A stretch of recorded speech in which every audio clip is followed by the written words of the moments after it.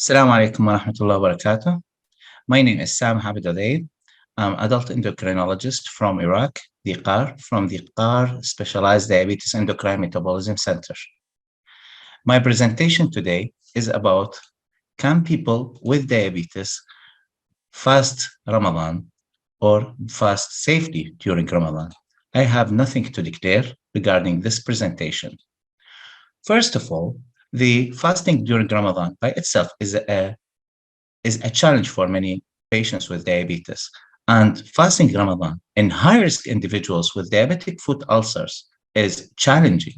That's why we tried to have a hook eye view on the challenges in a large cohort of individuals with type 2 diabetes and diabetes foot ulcers of different severities who tried to fast during Ramadan.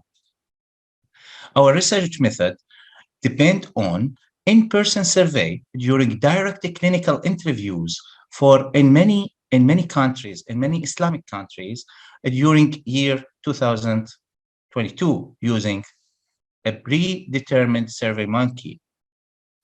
We encountered 1,305 individuals with type 2 diabetes and diabetes foot ulcers. Our results was distributed from many countries, but 70% of our cohorts is from data from Iraq, from different centers in Iraq and other countries like Indonesia, Egypt, Algeria, Malaysia, Pakistan, Kingdom of Saudi Arabia, Bangladesh, and other countries. Regarding gender distribution, the main cohort, about 59% of our cohort were men.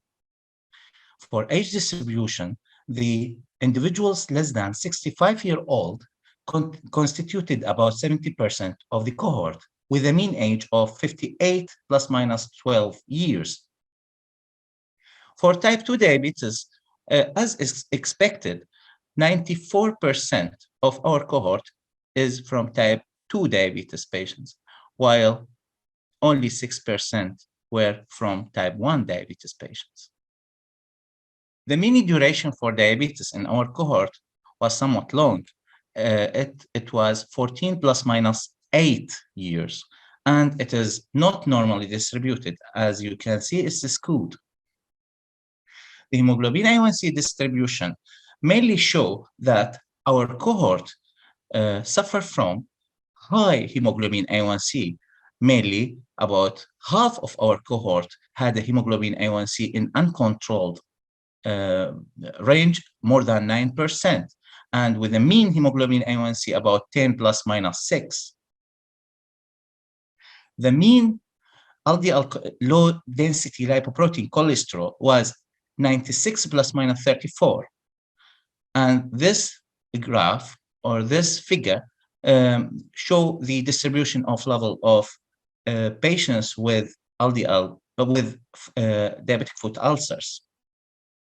The comorbidities in our cohort range from hypertension, hyperlipidemia, retinopathy, neuropathy, microalbuminuria, nephropathy or CKD, and macrovascular disease, with hyperlipidemia constitute about 60% or 61% of in our cohort. The main question for our patients was, did you try to fast Ramadan this year? Yes, I tried in about 88% of patients. And for those, 91% of our cohort, 91 patients from our cohort fasted extra days after Ramadan. How many days did you manage to fast this Ramadan?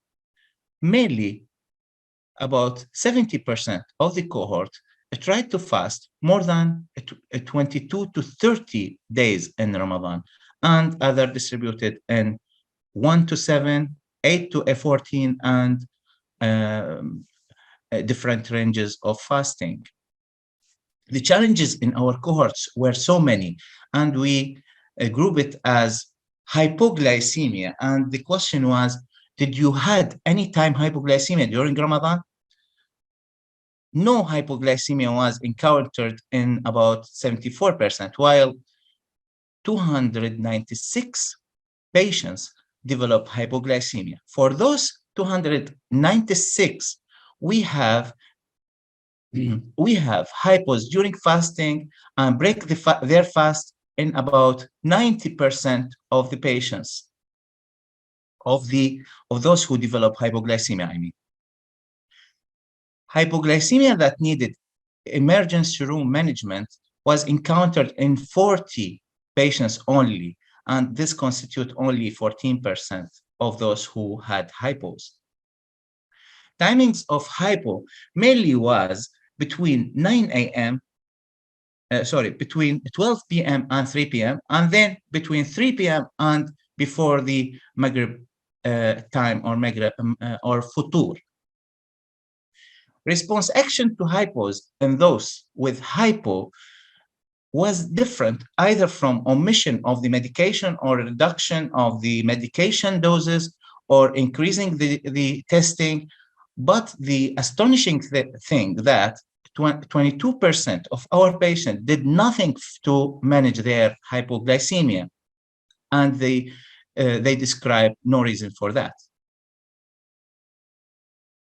Another challenge was encountered, and it was hyperglycemia, which was encountered in more patients than hyperglycemia. Did you had any hypers during Ramadan? This was 50-50 between yes and no. Timing of hyperglycemia in 537 individuals was mainly during eating and also during fasting hours. This means that it was different whether he or she was fasting or not fasting. This brings a dilemma to our discussion. Out of those 537 individuals who had hypers during fasting, there was 68% of our cohort break their fast and 2% needed emergency room admission. Response action in hypers differ from cutting their foods, increasing the dose of medication, increasing the frequency of their medication, urgent appointment in the diabetes clinic. But the astonishing thing that about 116 patients did nothing to manage their hyperglycemia. Another challenge, did you use SMBG during Ramadan? SMBG during Ramadan is very vital for increasing the compliance for drugs, compliance for fasting. The SMBG blood in Ramadan for 1,200 individuals was mainly, yes, at the same frequency before Ramadan. They didn't increase or decrease their frequency of testing in about 80% of our cohort. SMBG schedule was mainly 2 to 4 times weekly or 3 to times daily, which is different between individual to another, while others did not, or did not measure, or once weekly measurement. Diabetes education for fasting is a very vital, but as we will see that doctors was main source of education for those who fast. 81% receive their education about fasting from doctors. We need more and more contribution of others. Method of education were in person in a clinic during routine clinical consultation in about 93% of our cohort.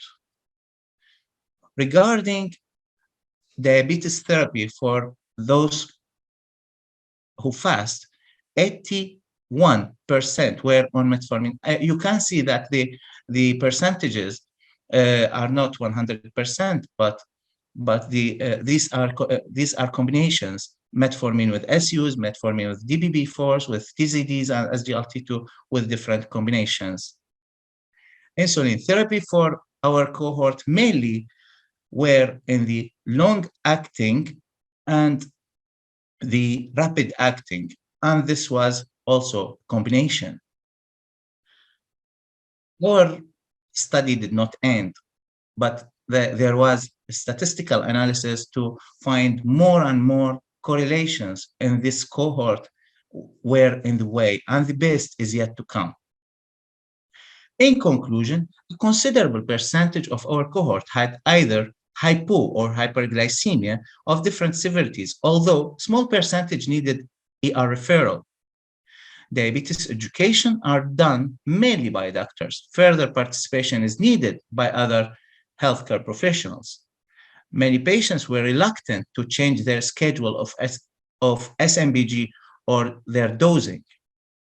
Fasting Ramadan ultimately should be individualized in those patients. That's the end of my talk. Thank you very much. I'm ready for any question. Thank you very much.